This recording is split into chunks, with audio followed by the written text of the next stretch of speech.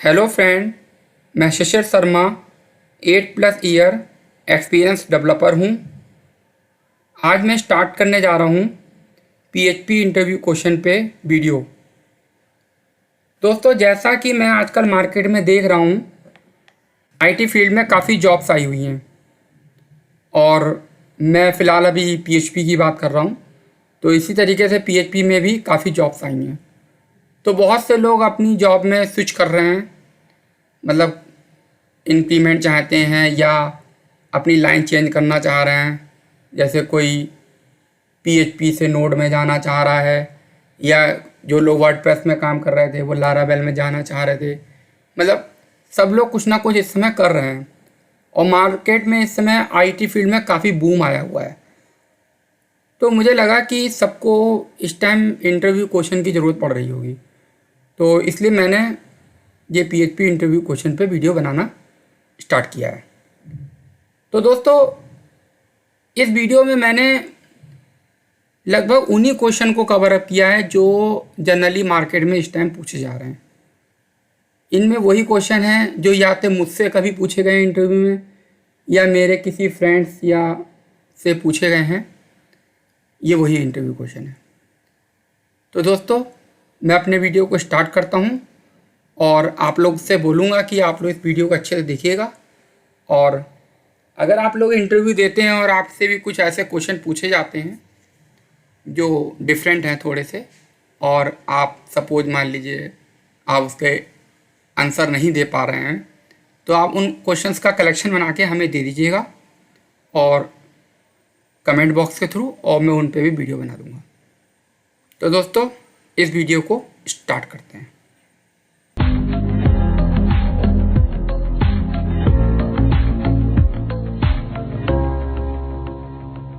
दोस्तों, जैसा कि आप स्क्रीन पे देख रहे हैं, मेरे सामने ये एक लिस्ट है। यहाँ मैंने पीएचपी इंटरव्यू क्वेश्चन की एक लिस्ट बनाई है। जैसे मैंने पहले लिखा है अपाचे वेब सर्वर लाइनक्स। मतलब ऐसा इंटरव्यू में पूछ लिया जाता है कि अगर लाइनक्स पे अगर आपको अपाचे इंस्टॉल करना हो तो क्या क्या कमांड होती है, या सेंटोस में अगर आपको अपाचे इंस्टॉल करना पड़ जाए। देखिए, इंटरव्यू में तो क्वेश्चन आपसे कोई भी कुछ भी पूछ सकता है। कोई ये नहीं है कि मैंने जो इंटरव्यू क्वेश्चन बना के दिए हैं वो यही पूछे जाएंगे। ठीक है, तो ये तो मैं वो क्वेश्चन बनाए हैं जो मतलब किसी न किसी से पूछे गए हैं। तो इंटरव्यू में इस टाइप के क्वेश्चन पूछे जाते हैं। पीएचपी के एरे फंक्शन पूछ लिए, पीएचपी में कितने टाइप्स की एरर हैं वो पूछ लिया, या कुछ बेसिक क्वेश्चन आंसर पूछ लिए, या लारावेल पे पूछ लिया, या माइस्क्यूएल पे पूछ लिया। तो इस टाइप की मैंने अपनी एक छोटी सी लिस्ट बना रखी है। तो स्टार्ट करते हैं वन बाय वन। पहला टॉपिक हमारे Apache web server configuration on Ubuntu. Ubuntu मतलब लाइनक्स समझ लेते हैं। तो कहने का मतलब है कि अगर आपको उबंटू पे अपाचे इंस्टॉल करना हो तो क्या क्या कमांड आपको डालनी होगी। क्योंकि आपने देखा है इंटरव्यू में अक्सर पूछ लेते हैं क्या आपको लैंप में काम करना आता है। अब लैंप क्या है? Linux Apache MySQL PHP. और जैम्प क्या होता है? XAMPP, वो विंडो का हो गया। तो पीएचपी तो जैसी उसमें होती है वैसी उसमें होती है, कोई ख़ास अंतर तो है नहीं कि लाइनक्स इन्वायरमेंट में काम करेंगे तो आपको ज़्यादा प्रॉब्लम आएगी या विंडो में काम करेंगे तो ज़्यादा प्रॉब्लम आएगी। बस लाइनक्स में होता क्या है, इंस्टॉलेशन करने का तरीका अलग होता है, उसके एडिटर्स अलग होते हैं।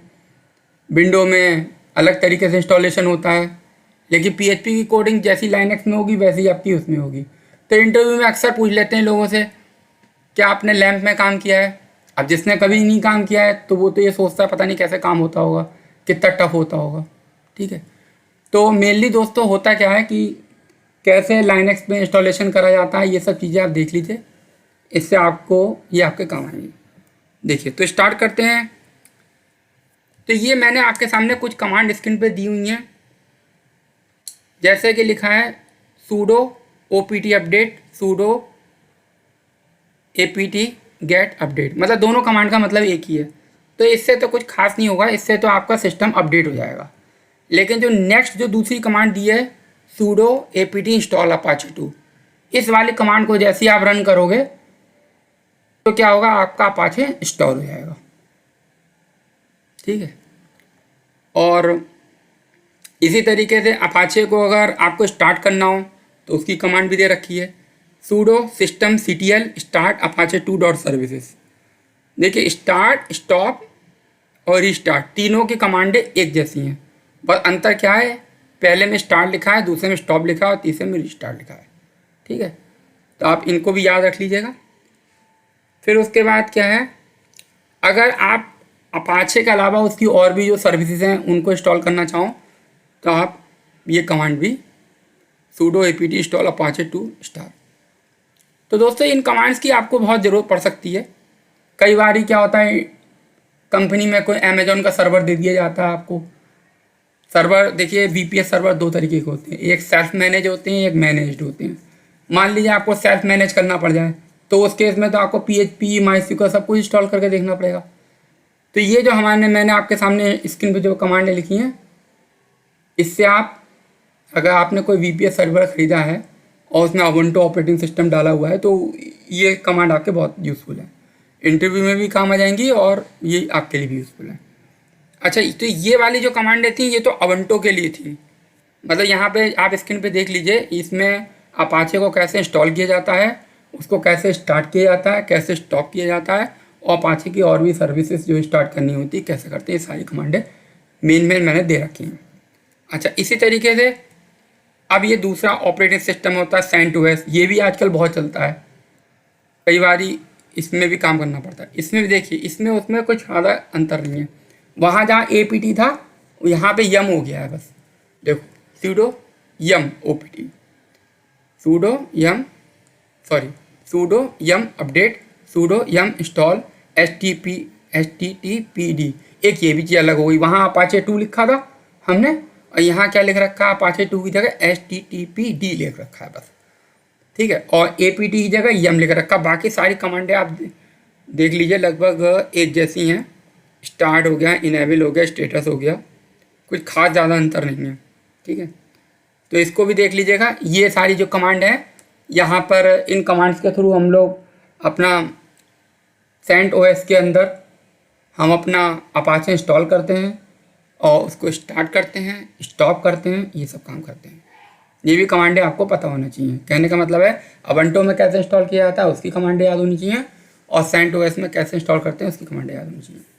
नेक्स्ट, PHP के कुछ एरे के फंक्शन मैं लेके आया हूँ जो अक्सर इंटरव्यू में क्वेश्चन पूछ लेते हैं।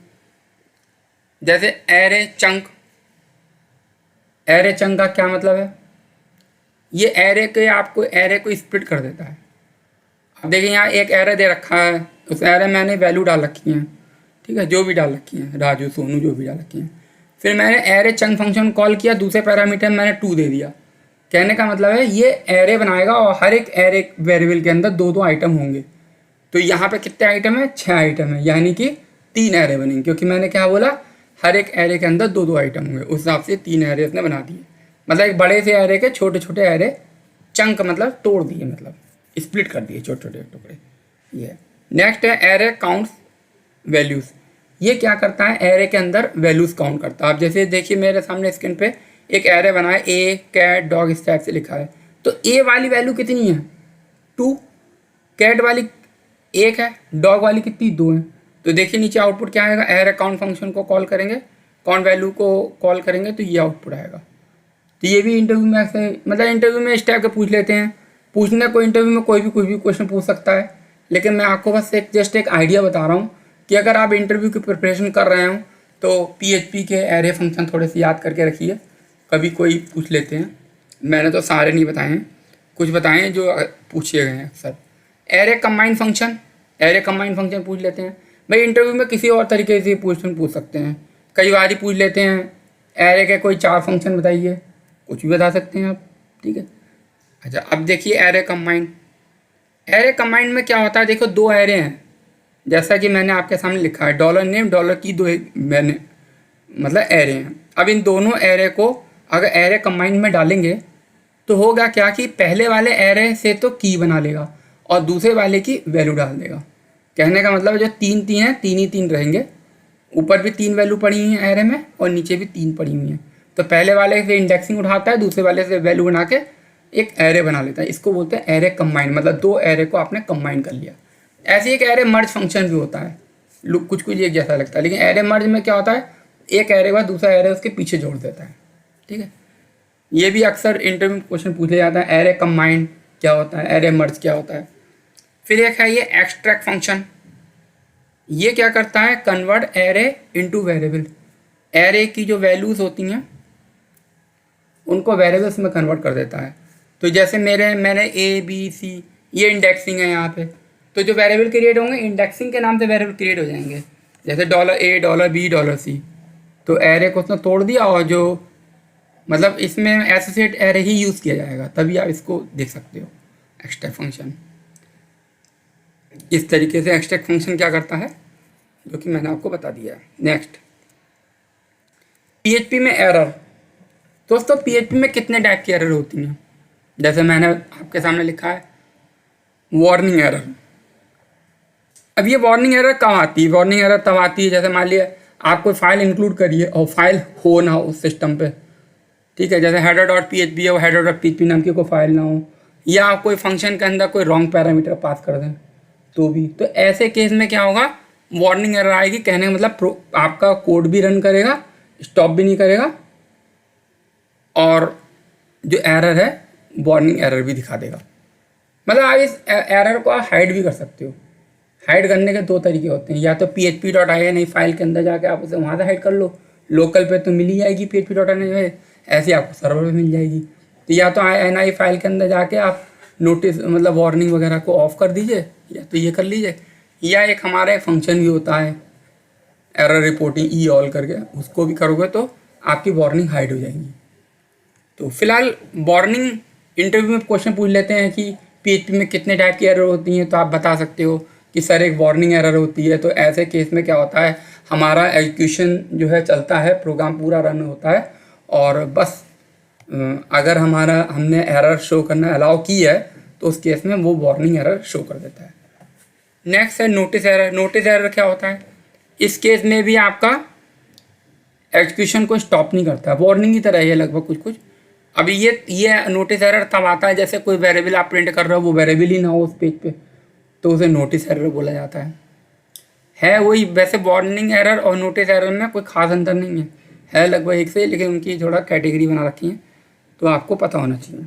Next, parse error. Parse error तब आती है जब कोई सिंटेक्स की एरर हम लोग कर देते हैं, जैसे कहीं सेमीकोलन मिसिंग कर दिया, ये इफ़ गलत तरीके लगाया। ठीक है, तो ऐसे केस में वो एग्जीक्यूशन को स्टॉप कर देता है। पहले वाली जो दो एरर थी, वार्निंग और नोटिस एरर, उसमें एरर भी देता था और साथ में एग्जीक्यूशन कंटिन्यू रहता था, स्टॉप नहीं होता। लेकिन यहाँ पर ऐसा नहीं है, यहाँ पे आपका सिंटेक्स एरर है या मिस स्पेलिंग कहीं कर रखी है तो आपके एग्जीक्यूशन को स्टॉप कर देगा, प्रोग्राम रन ही नहीं होगा। उस वाले में क्या था कि अगर आधा प्रोग्राम सही तो आधा प्रोग्राम रन कर जाता था, इसमें आधा अगर सही है तो भी उसको भी नहीं चलने देगा पार्स एरर। नेक्स्ट है फैटल एरर। फैटल एरर ये क्रिटिकल एरर मानी जाती है, और ये तब आती है जैसे आप कोई फंक्शन कॉल कर रहे हो, वो फंक्शन उस पेज पे ना हो, तो ऐसे केस में भी ये उसको स्टॉप कर देता है एग्जीक्यूशन को। नेक्स्ट, चलिए PHP के कुछ और इंटरव्यू क्वेश्चन आंसर को ले लेते हैं। ये देखिए मैंने आपके सामने स्क्रीन पे लिख रखा, what is the output of the following code. इस कोड का क्या आउटपुट आएगा, 1 + 2 + D 4। तो 1 और 2 को तो 3 कर लेगा, लेकिन ये D4 है, वो तो आपकी नॉन न्यूमेरिक वैल्यू हो गई, तो ये वार्निंग भी देगा। कहने मतलब वार्निंग भी देगा, आउटपुट 3 भी देगा, दोनों काम करेगा। नेक्स्ट क्या है, how can we increase maximum file upload size. मतलब अगर आपको मैक्सिमम फाइल अपलोड का साइज अगर बढ़ाना चाहते हो तो बाय डिफ़ॉल्ट ये आपको 2 MB मिलेगा आपको साइज। php.ini फाइल के अंदर अगर आप उसे ओपन करके देखेंगे, अपलोड _max_ फाइल साइज को सर्च मार लीजिएगा, तो आपको वहाँ पे ऐसा 2 MB लगा नज़र आएगा। आप उसको वहाँ बढ़ा सकते हो। We can change 8 MB, 8 MB तक आप साइज चेंज कर सकते हो। Next, encapsulation.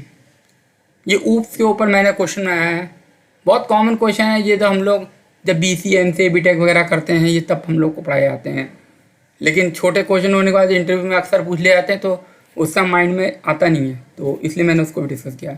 इनकैप्सुलेशन को हम लोग क्या बोलते हैं, इनकैप्सुलेशन जो होता है, जैसे क्लास के अंदर जो डेटा रखा होता है वहाँ पर क्या होता है, वहाँ पे एक्सेस मॉडिफायर होते हैं, जैसे प्राइवेट पब्लिक प्रोटेक्टेड होते हैं। तो डेटा को ना वहाँ पे एक टाइप का हाइड करके रखा जाता है। जैसे जैसे आपने अगर कुछ वेरिएबल्स जैसे प्राइवेट वेरिएबल बना रखे हैं, तो प्राइवेट वेरिएबल जो है उसी क्लास में अवेलेबल होते हैं, तो वो दूसरी क्लास में हाइड हो जाते हैं, उसका स्कोप उसी क्लास में रहता है। अब जो दूसरी क्लास जब उसको एक्सटेंड करती है तो आप उसी नाम का वेरिएबल दूसरी क्लास में बना सकते हो।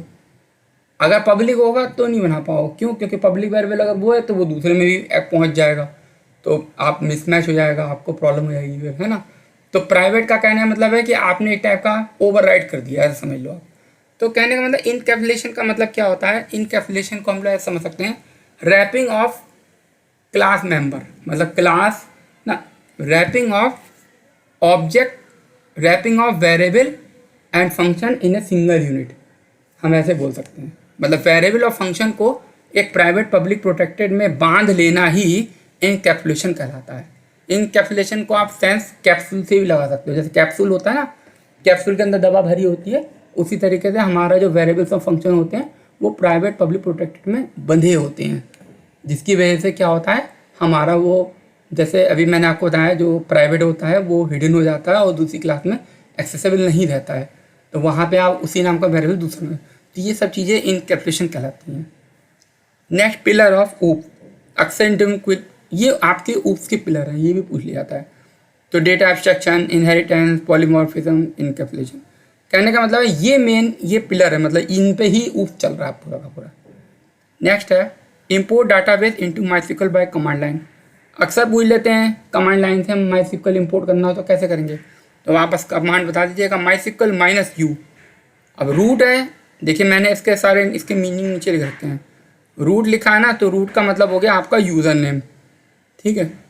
फिर क्या, -h लोकल होस्ट, फिर MyCB, ठीक है, ये आपका डेटाबेस का नेम हो गया जो आप डेटाबेस बनाओगे। फिर उसके बाद आपने पाथ का नाम लिख दिया, मतलब ये कमांड है, ये समझ लो, याद करनी है बस आपको, सिंपल कमांड है, ये डेटाबेस इंपोर्ट करने की कमांड है, आप इसको याद कर लीजिएगा। ये भी अक्सर पूछ लिया जाता है इंटरव्यू में, डेटाबेस इंपोर्ट करने की कमांड बताइए। नेक्स्ट क्या, फाइनल कीवर्ड। फाइनल कीवर्ड भी इंटरव्यू में पूछ लिया जाता है, फाइनल कीवर्ड का क्या यूज़ है, तो आप बता सकते हो, if a class mark as final it can not be extend to use property and method. अगर आपने कोई क्लास है और आपने उसके आगे फाइनल लगा दिया है, तो अब आप आगे उस क्लास को ना ही आप उसको एक्सटेंड कर सकते हैं, क्या मतलब उसके प्रॉपर्टी और मेथड आप आगे उसे इनहेरिट नहीं हो पाएंगे, फिर वो एक्सटेंड नहीं हो पाएंगे।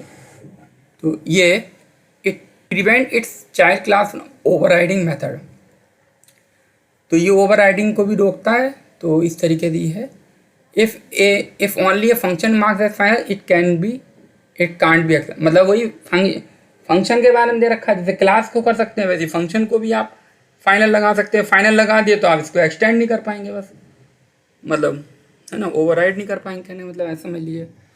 नेक्स्ट है export database bye command line. Command line के थ्रू डेटाबेस कैसे एक्सपोर्ट होता है, ये वो कमांड दी हुई है। माईस्क्ल डंप, देखिए इंपोर्ट में माईस्क्ल लिखा था और यहाँ पे क्या लिख रखा है, माईस्क्ल डंप, ठीक है। इंपोर्ट एक्सपोर्ट की कमांड लगभग जैसी होती है, बस एक आपको डिफरेंस देखने को मिलेगा, यहाँ माईस्क्ल के आगे डंप लिखा होगा और जो ये साइन लिखा होगा पहले वाले में आपका, ये देखिए ग्रेटर का साइन लगा है, उधर में लेस देन लिखा होगा, बस बाकी पूरा एक जैसा ही है लगभग, ठीक है। नेक्स्ट है how can we remove HTML tag from data. अगर स्ट्रिप अंडरस्कोर टैग्स अगर आप लगा दो, इस फंक्शन को कॉल करेंगे तो इसके अंदर कोई HTML का टैग होगा, वो क्या करेगा, उसको रिमूव मार देगा। अक्सर क्या होता है, हमारे पास जो वेरिएबल्स में डेटा आ जाता है उसके अंदर HTML करैक्टर भी आ जाते हैं, तो अगर हमें कभी ऐसी नीड है तो हम चाहते हैं अगर HTML करैक्टर आ गया तो वो रिमूव होकर तब डेटाबेस में आए, तो आप इसको इस्तेमाल कर सकते हैं। Type hinting. टाइप हिंटिंग का मतलब ये होता है कि जैसे आपने कोई फंक्शन बनाया हुआ है, तो फंक्शन के अंदर जो आप आर्ग्यूमेंट पास करते हो उसका टाइप देते हो। यहाँ मैंने एक एरे टाइप दे रखा है, मतलब एरे टाइप या ऑब्जेक्ट टाइप या कोई भी टाइप हो सकता है, इंटरव्यू हो सकता है, ऐसा कुछ नहीं है। तो अगर आप फंक्शन के अंदर कोई पैरामीटर पास कर रहे हो और उसका टाइप दिख देते हो तो उसको हम लोग टाइप हिंटिंग बोलते हैं। Next PHP magic method. ये PHP के मैजिक मेथड है, ये भी इंटरव्यू पूछ ले जाते हैं। बताइए PHP के मैजिक मेथड कौन कौन से आप बता सकते हैं। गेट, सेट, इस सेट, अनसेट, कंस्ट्रक्ट, डिस्ट्रक्ट, और ये जितने भी मैजिक मेथड होते हैं ये डबल अंडरस्कोर से स्टार्ट होते हैं, ऐसा बोल दीजिएगा।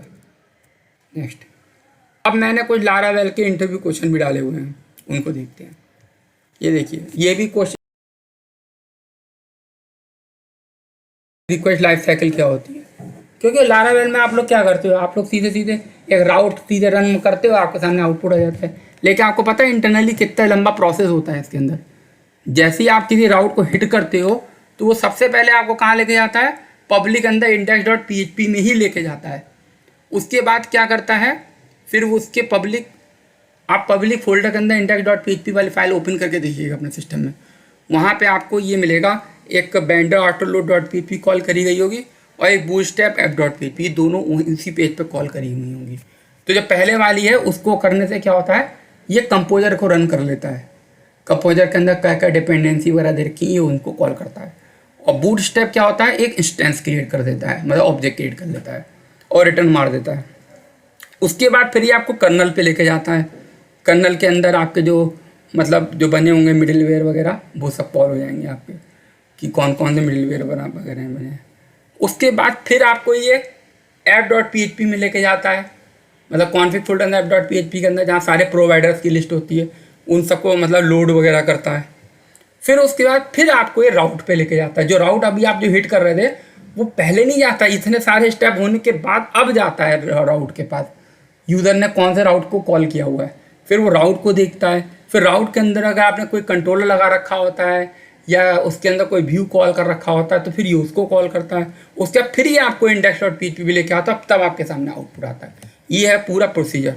और हम लोग के सामने क्या होता है, बस केवल राउट डालते हैं और आउटपुट आ जाता है। लेकिन इंटरनली ये पूरा इसकी लाइफ साइकिल है लारावेल की, ये भी थोड़ा सा याद रखिएगा। अब है step two install jetstream. ये लारावेल 8 के अंदर जो है जेट स्ट्रीम वाला ये नया फीचर्स आया था। इससे पहले लारावेल 6 में लारावेल UI आया था और उससे पहले नॉर्मल ऑथ हुआ करता था 6 से पहले। तो जेट स्ट्रीम होता क्या है, मैंने ये 8 स्टेप बनाती हैं, बहुत ज़्यादा बनाती हैं और बहुत सिंपल है।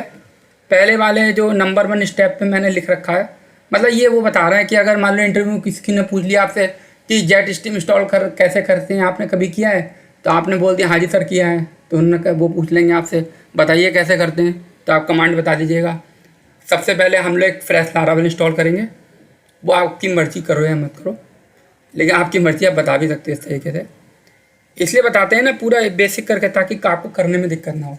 तो सबसे पहले एक फ्रेश लारावेल इंस्टॉल किया और मान लीजिए मैंने उसको एक फ़ोल्डर दे रखा माई जेट स्ट्रीम, फिर CD करके फोल्डर के अंदर चले जाइएगा।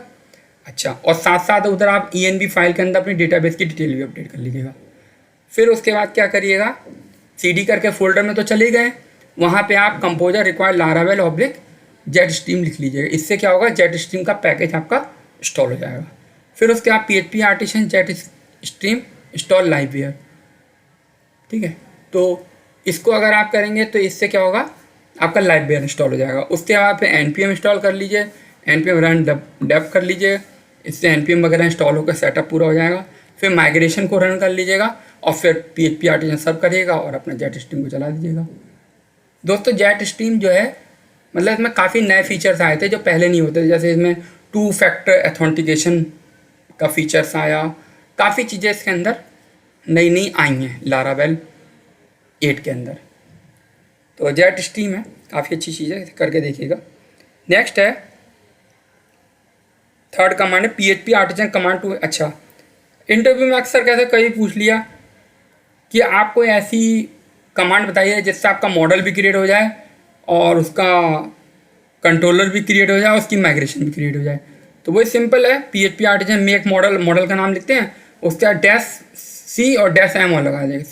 -C का मतलब है कंट्रोलर भी बन जाएगा और -M का मतलब है माइग्रेशन बन जाएगा। नेक्स्ट है PHP artisan command to check Laravel version. Laravel version को अगर चेक करना हो तो PHP आर्टिसन -, वर्जन लिखिए, आपको लारावेल का वर्जन पता चल जाएगा।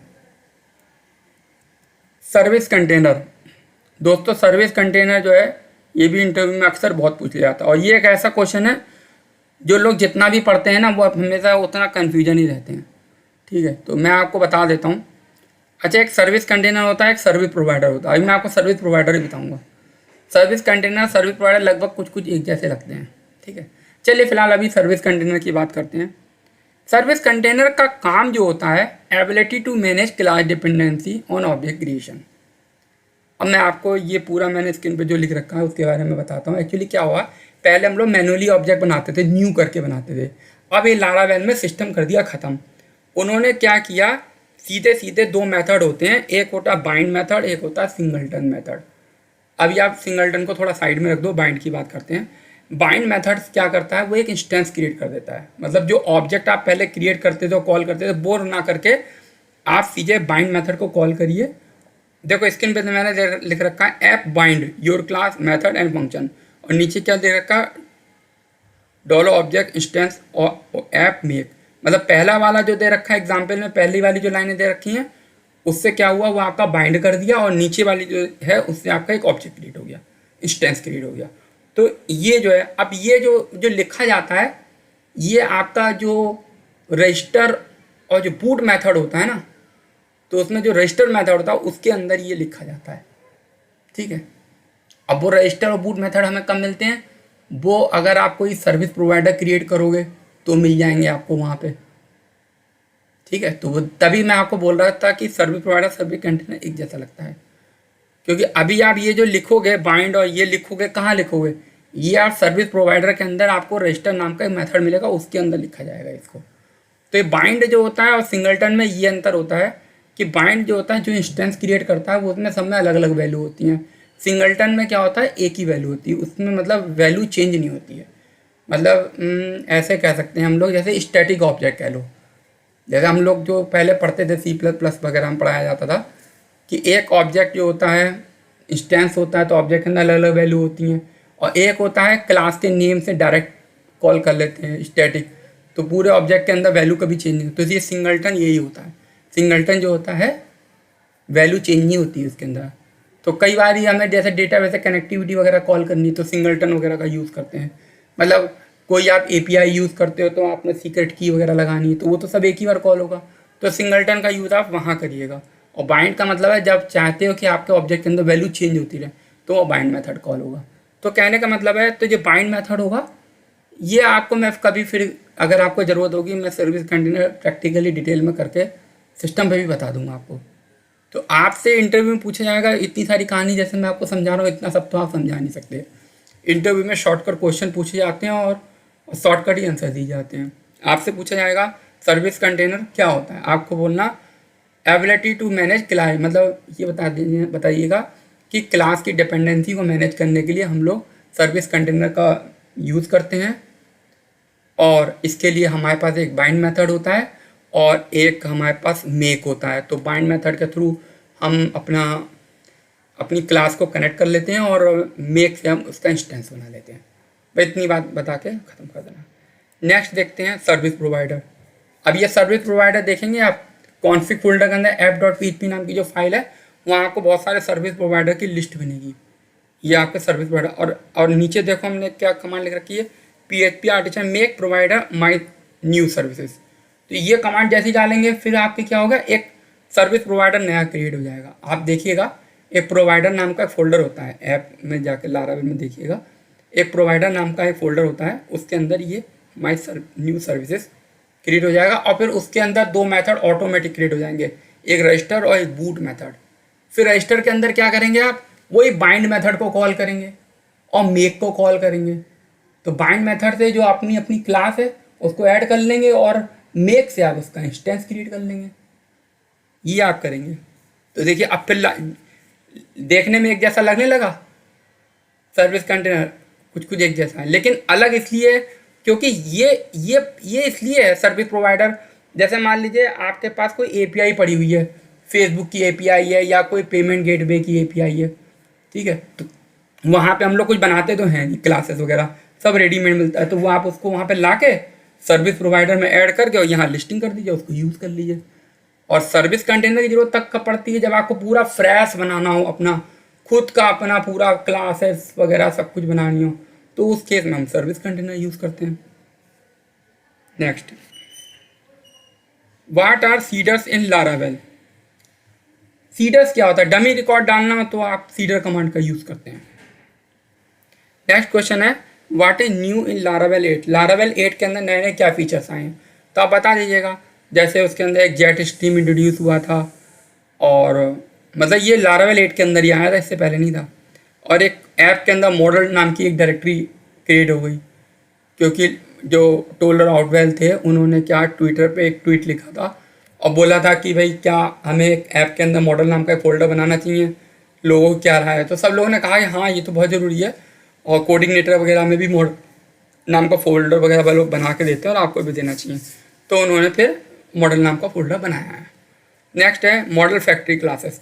पहले जो फैक्ट्री के लिए सिंपल एक फंक्शन के थ्रू कर लिया करते थे, अब इन्होंने फैक्ट्री की नई क्लास इंट्रोड्यूस कराई है। फिर है माइग्रेशन एक्सक्यूजिंग। माइग्रेशन एक्सक्यूजिंग का मतलब ये हुआ कि पहले क्या होता था, जब कोई माइग्रेशन होता था तो अगर डेटाबेस बहुत बड़ा होता था, उसके अंदर बहुत सारा डेटा, तो हम जब उसको माइग्रेशन रन करते थे तो वो कई बार बीच में ब्रेक हो जाता था, जिससे हम लोगों को बहुत प्रॉब्लम होती थी। तो अब यहाँ पर क्या करता है, यहाँ पे क्या करता है वो, ये प्रॉब्लम इसमें रिसॉल्व हो गई। ये क्या करता है, उसकी एसक्यूएल की क्वेरीज बना लेता है पहले, तो ये इसमें प्रॉब्लम इन्होंने ख़त्म कर दी। नेक्स्ट है जॉब वैचिंग।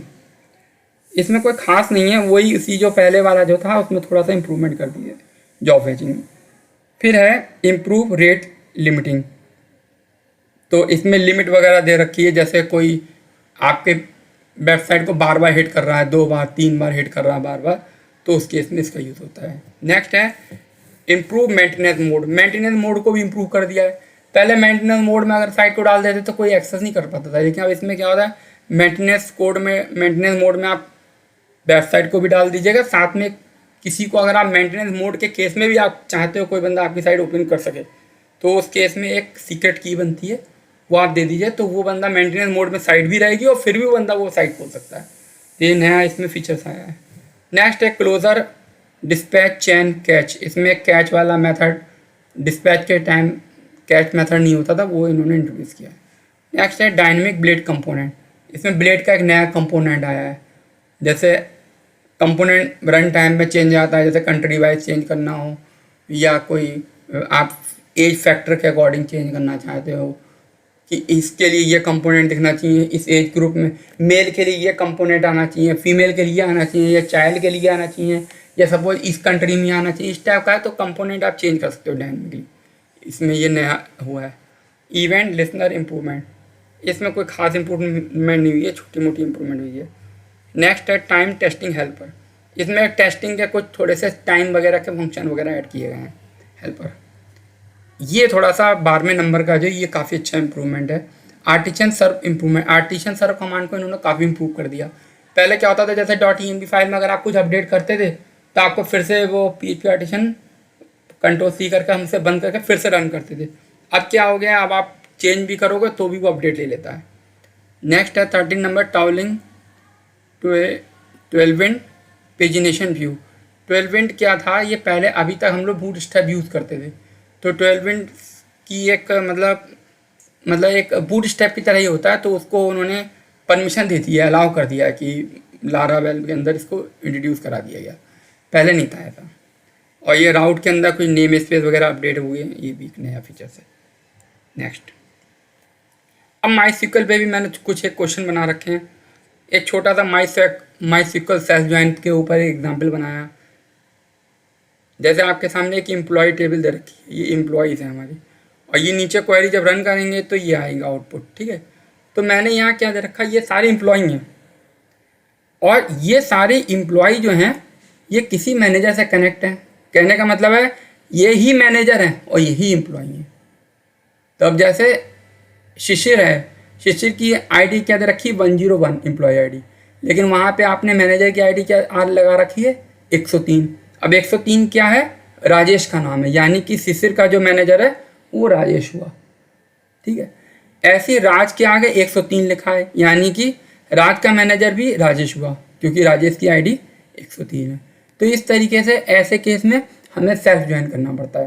तो नीचे देखिए मैंने क्वेरी लिख रखी है, बिल्कुल सिंपल है, और आजकल सेल्फ ज्वाइन पे अक्सर लोग क्वेश्चन पूछ लेते हैं, तो आप ये से बता सकते हैं। तो वो सिंपल है, देखिए मैंने आपके सामने वो कर रखा है, इनर ज्वाइन लगा रखा है बीच में, और एम्प्लॉय E1 और एम्प्लॉय E2 के बीच ज्वाइन। देखिए टेबल का नाम एक ही है, 2 नेम स्पेस मैंने मतलब E1 E2 क्रिएट कर लिए हैं, एलियास नेम जिसको बोलते हैं, ठीक है। और मैंने उसको इस तरीके से MGR ID को EMP ID से उससे हमने कनेक्ट मर्ज कर दिया ऑन करके, और जो हमें फिर ये हमारा आफ्टर क्वेरी रन पे हमारा ये आउटपुट आया। देखिए मैंने बताया था शिशिर का जो मैनेजर राजेश है, देखिए शिशिर के आगे राजेश लिख के आ रहा है, राज के आगे राजेश लिख के आ रहा है। इसी तरीके से ये बनाया गया है। तो इसको भी क्वेरी थोड़ा केयरफुली देख लीजिएगा, ये भी इंटरव्यू में अक्सर पूछ ली जाती है। नेक्स्ट क्या है, delete duplicate record. Duplicate record अगर आपको रिमूव करने हो तो कैसे करेंगे, ये इसमें मैंने दे रखा है वेयर क्लॉज बना रखा है, और वही है इसमें एक TVL अंडरस्कोर यूज़र नाम की टेबल है, तो वही N1 N2 हमने इसके 2 एलियास बना के और फिर N1.id को N2.id से कंपेयर किया, और आधार नंबर क्योंकि आधार नंबर अधिकतर यूनिक होता है, डुप्लीकेट तो होते ही नहीं है। तो आधार नंबर जिसका बराबर और ID बड़ी हो तो उससे क्या होगा, एक ही ID बचेगी और बाकी सब डिलीट हो जाएंगी, है ना। ये डिलीट डुप्लीकेट रिकॉर्ड पे क्वेरी बहुत पूछी जाती है। नेक्स्ट है MySQL स्टोरेज इंजन, ये भी पूछ लेते हैं। MySQL स्टोरेज इंजन बताइए, आप बता दीजिएगा। InnoDB, MySam होते तो बहुत हैं, यही सारे हैं, लेकिन 2 ही यूज़ होते हैं, InnoDB और MySam। तो अक्सर इंटरव्यू में पूछ लेते हैं दोनों में डिफरेंस बताइए, तो आप बता सकते हैं जो MySam और InnoDB में क्या अंतर है। InnoDB में जो है ट्रांसैक्शन, अगर आपकी जो टेबल होती है ना उसका जो टाइप अगर MySam है या InnoDB है, तो MySam है तो उसमें ट्रांसैक्शन नहीं कर सकते हो। ट्रांसैक्शन का मतलब क्या होता है, ट्रिगर्स की बात कर रहा हूँ मैं। तो ट्रिगर है आप नहीं उस पर चला सकते हो, उस टेबल पर ट्रिगर नहीं चलेगा। अगर आपकी टेबल का जो टाइप है वो InnoDB है तो उस टेबल पर आप ट्रिगर चलाओगे, ट्रिगर चल जाएगा। और MySam की स्पीड थोड़ी स्लो मतलब MySam की स्पीड फास्ट MySam की स्पीड जो है फास्ट होती है और InnoDB की स्पीड थोड़ी स्लो मानी हुई है। Next MySQL query to find second highest salary. तो ये सेकंड हाईएस्ट सैलरी के लिए मैंने क्वेरी लिख रखी है, डिस्टिंक्ट सैलरी कर दी। एम्प्लॉय टेबल है उसमें सैलरी को डिस्टिंक्ट कर दिया, डिस्टिंक्ट करने से यूनिक वैल्यू मिल गई। फिर उनमें से मैंने लिमिट 1,1 कर दिया, मतलब 0 लोकेशन के बाद जो अगली लोकेशन होती है फर्स्ट लोकेशन होती है, फर्स्ट लोकेशन से एक रिकॉर्ड निकाल दे तो एक रिकॉर्ड निकाल देगा, सेकंड हाईएस्ट सैलरी हो जाएगी। तो दोस्तों इस तरीके से मैंने आपके सामने कुछ इंटरव्यू के क्वेश्चन मैंने आपके सामने डिस्कस करे हैं, और ये वही क्वेश्चन है जो अक्सर इंटरव्यू में पूछे गए हैं। तो मैं आप लोगों को बोलूँगा कि आप लोग जो लोग इंटरव्यू की तैयारी इस टाइम कर रहे हैं, और अगर उनके माइंड में और भी कोई इंटरव्यू के क्वेश्चन उनके माइंड में आते हैं तो कमेंट बॉक्स के थ्रू हमें बताएं, ताकि मैं उन पर भी वीडियो बनाऊँ और लोगों की हेल्प हो सके। क्योंकि दोस्तों इस समय मार्केट में इस समय बूम आया हुआ है। पहले क्या था, जब कोविड आया था इनिशियली तो सबकी जॉब जा रही थी, लेकिन इस समय लोगों को अच्छे हाइक मिल रहे हैं। किसी को 50% हाइक, किसी को 100% हाइक, मतलब बड़ी बड़ी कंपनियां जैसे इन्फोसिस वगैरह जैसी कंपनियां हैं उस तक के लोग जॉब छोड़ के जा रहे हैं इस समय, क्योंकि सबको अच्छी जॉब मिल रही हैं। और इस समय तो फ्रेशर्स हैं उन सबको अच्छी से अच्छी जॉब मिल रही हैं। तो ऐसे केस में अगर आप थोड़ी सी अच्छी तैयारी से अगर आप बैठ जाएँ तो आपके और बढ़िया हो जाएगा। तो ये नहीं है कि मैंने आपको इंटरव्यू क्वेश्चन बताया आप इसको याद कर लीजिए इसी से क्लियर हो जाएगा। इससे आपको ये जस्ट एक मेरा पैटर्न दिया कि MySQL में किस टाइप के क्वेश्चन पूछे जाते हैं, ठीक है। तो इसकी प्रैक्टिस और अगर आप करना चाहते हैं तो आप ज़्यादा से ज़्यादा इस वीडियो को अपने फ्रेंड्स वगैरह में शेयर करिए, ताकि वो लोग भी हमें अच्छे क्वेश्चन दे सकें और जल्दी हम दूसरा वीडियो बनाएँ। और जो लोग मेरे चैनल पर नए आए हुए हैं वो प्लीज़ मेरे चैनल को सब्सक्राइब जरूर करें, और बेल आइकन होता है उसे प्रेस करेंगे तो नोटिफिकेशन भी आपको मिल जाएंगे। तो दोस्तों आज का वीडियो आपको जो भी लगा अपनी कमेंट या राय आप मुझे दीजिएगा, ठीक है। आज का वीडियो मैं यहाँ फिनिश करता हूँ। धन्यवाद, बाय बाय।